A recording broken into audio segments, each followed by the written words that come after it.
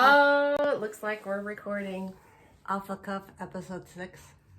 Is it 6 We already? didn't even practice it. It is number 6. I was like, I wonder if she's going to remember. And you did. It's April 6th, too. Now she's just going for bonus points. I have my gold stars over here. Hello, everybody. How are you? Jody, how are you today? I'm doing okay. How are you? I'm good. I'm good. If you are new to us and this, where have you been? But second of all, if you're new, it's okay. I am Amy, and this is Jolynn, as you have heard. And we are coming to you. This is a brainchild, and I don't use that word lightly, of Jody's. And you use it quite ironically. I do. I use it quite ironically. Because her brain was damaged. That's why it's so ironic that this is coming from her. Last year she had a stroke, and so now back at home, and this is just a part of hope for everybody. It was really on your heart. How long has it been since my stroke? It has been a little over a year, like 14 months. Okay. At some point, you're going to be like a baby, and we're not going to talk in months anymore. It's going to be years. Yeah. You know how, at some point, we stop saying months of the baby. You're not quite there yet, but you will be. So it's been about 14 months. Yeah. Okay. And she really wanted to just be able to kind of document the journey, share some things that she has found. And so one thing that we do, so that's what this whole thing is. So welcome if you're new. It's a lot of goodness. Go back and check out episodes 1 through 5. You'll be blessed. But one thing that we do is I usually, ask a question, or there's just something on her heart. We've done a Q&A session. We've had her sisters in, but she doesn't have any more sisters. So we're working on getting now the children involved. Yeah. They're not quite ready for the prime time. No, not quite. For the 100,000 viewer audience that is out there. So, Tons of viewers. Tens of viewers. But this writing prompt, or this writing in the journal, which is a miracle in and of itself, can we just say? It's really hard. Yeah. It's really hard for her to do. This is what she has shared, and this isn't even necessarily from a prompt. It really is from your heart. So why don't you go ahead and share an experience. From a personal experience. Yeah. So I'm going to sit back. It's story time, kids. Okay. So get comfy. Okay. Well, if you asked me before I had my stroke, what was the hardest thing I'd ever been through in my life, I would have said my divorce, hands down. I'm finding there are lots of similarities between having a stroke and getting divorced. Your life is turned upside down, even if you didn't want to get divorced, just like I didn't want to have a stroke. Society treats you differently when you're divorced. No longer can you check the married box. Either you're single or you're divorced. There's nothing else. My kids ended up being taken away from me, even if it wasn't the judge who ordered it. But my own health that dictated and made the ultimate decision. The end result feels the same. Suddenly, after my divorce, I was no longer a homeschooling mom or a military spouse. Now I was a former spouse and had to provide documentation for everything I was entitled to. Not only am I recovering from my stroke, but I'm finding I have a lot of healing to do from my divorce as well, or from my marriage. That ultimately led to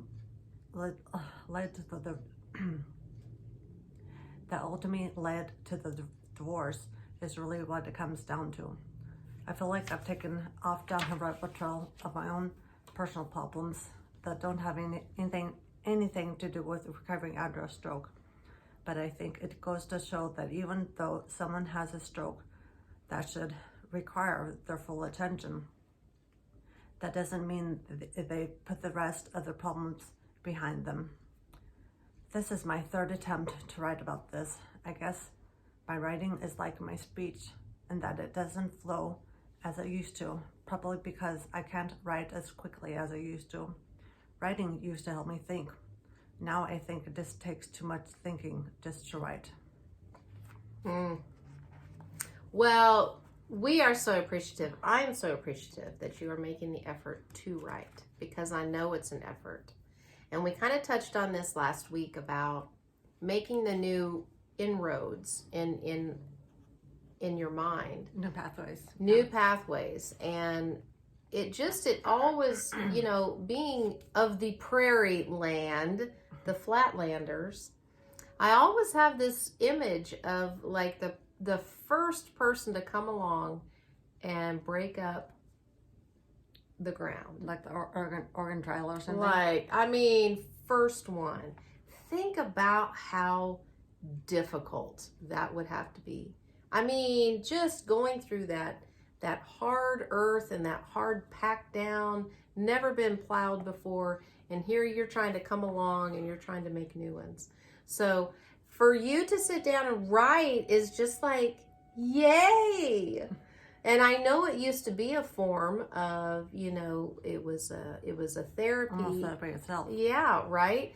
But now it is a different kind of therapy. And I even got this book that says DIY therapy.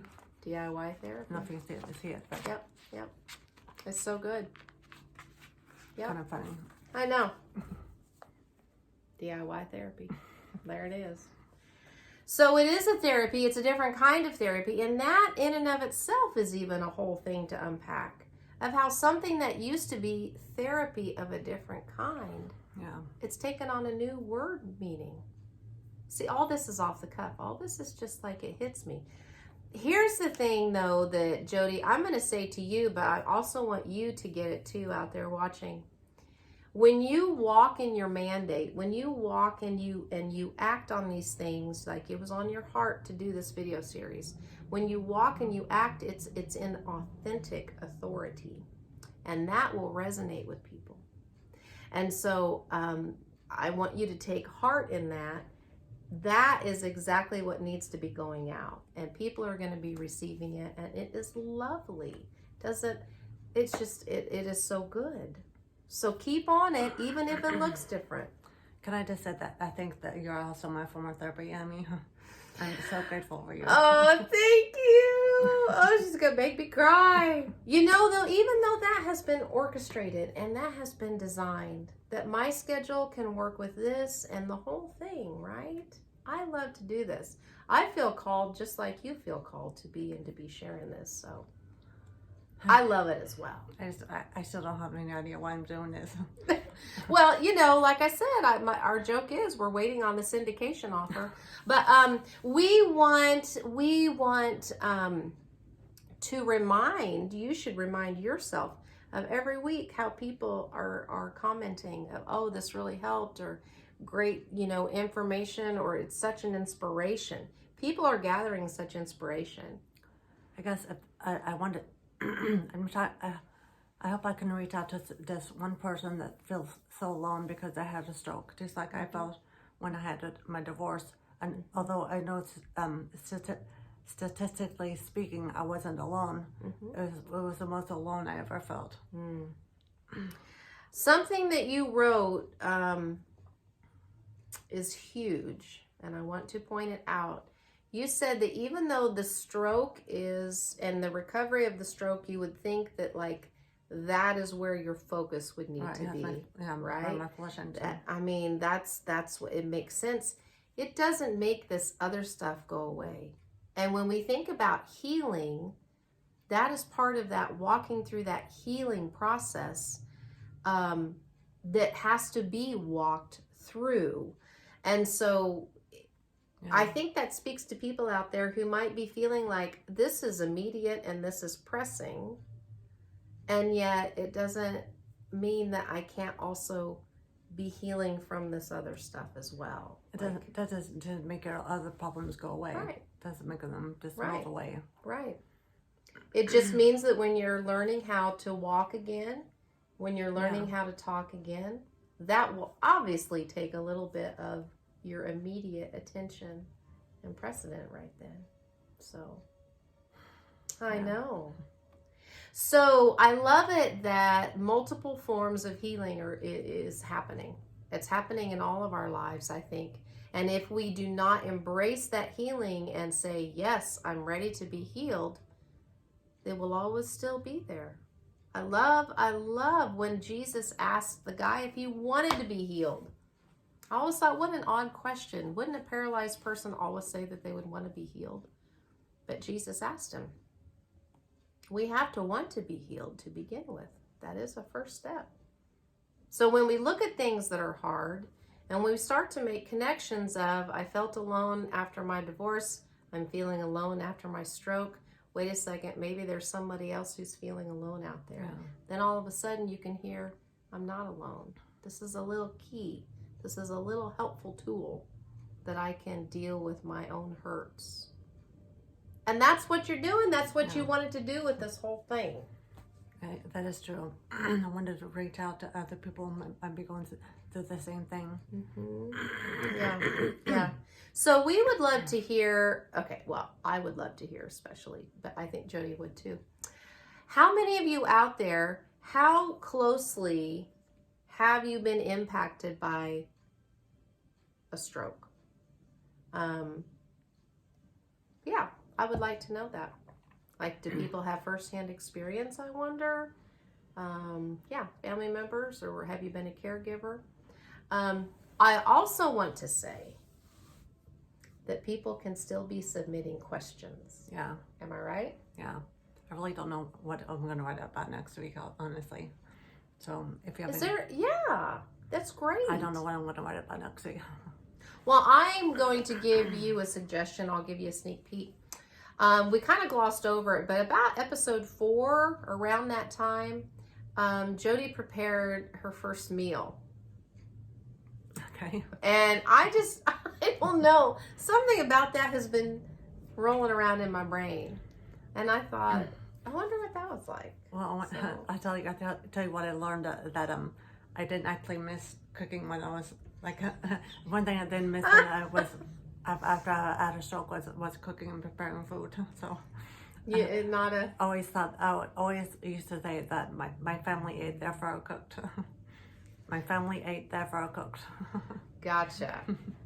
So how wonderful that she could sort of be like, this one doesn't necessarily need to come back. That's good to know. How often do we do things because they're expected? Yeah. But we have the choice to maybe do something different.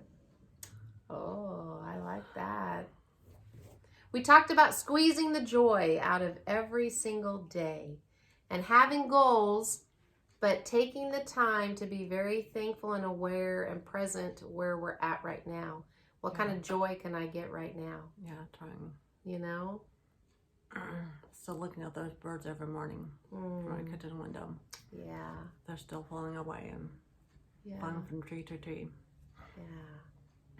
Well, and it is springtime, so, everything is sort of budding up and blooming.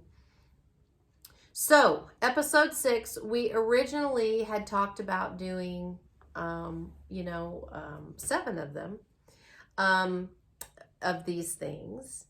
But there is so much more that you have to share. And there is so much more.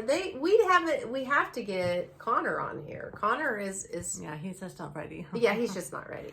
It's a lot of goodness. The glory shine on this couch every week. It's a little much. It's a little bright. So we're gonna ease him on in here. That still has to happen. And my youngest son is visiting from his dad this week, and he asked him if he would want to talk on the video first, to tell people how affected how the stroke affected him, and he politely declined, and he said he just said it was okay. He had like $1 million vocabulary word because he said it was tumultuous, but it was fine. But that's on meter.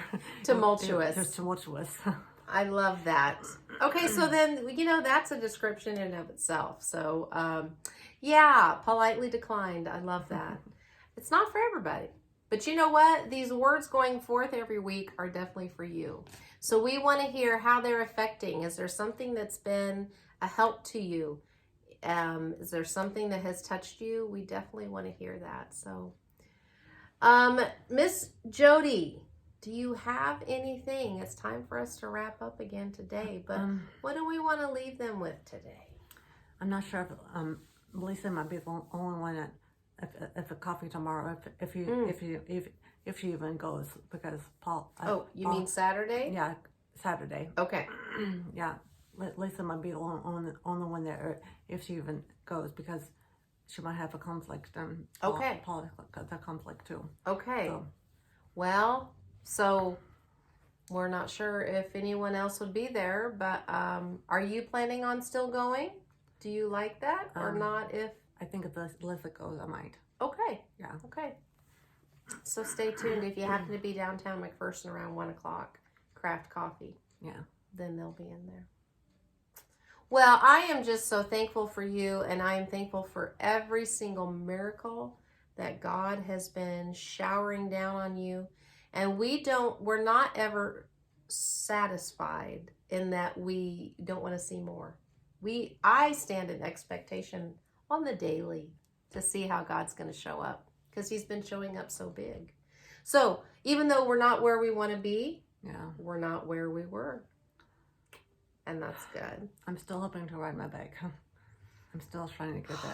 That, my friends, she got the bike out of the garage and got it fixed up, right? My son did he cleaned it up a little bit. Yeah.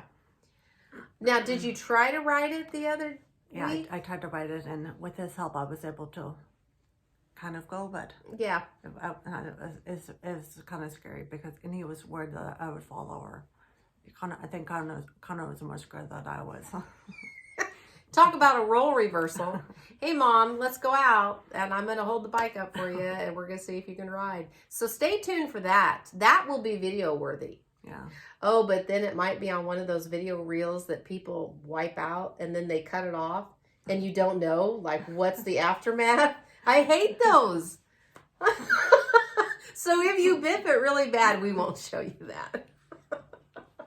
We'll just take you to the hospital. Well, then maybe I could video that too. I don't know. It could be a whole thing. Jody rides a bike. It's a book series. Jody cooks a meal. Jody rides a bike. Jody crashed his bike. Oh, see, we're on to something here. But we love you so much. Thank you for tuning in. Thank you for all of your comments and your questions. And I just pray a blessing over everybody watching it. And you just take us out, Jody. What do you want to say? Oh, thank you for watching. And I just anyone that's been divorced or had a stroke and thinks they're all alone, is to just know that there's others that have been through it and are going through it right now. So, Amen. Amen. All right. Okay, ciao. See you next week. Okay.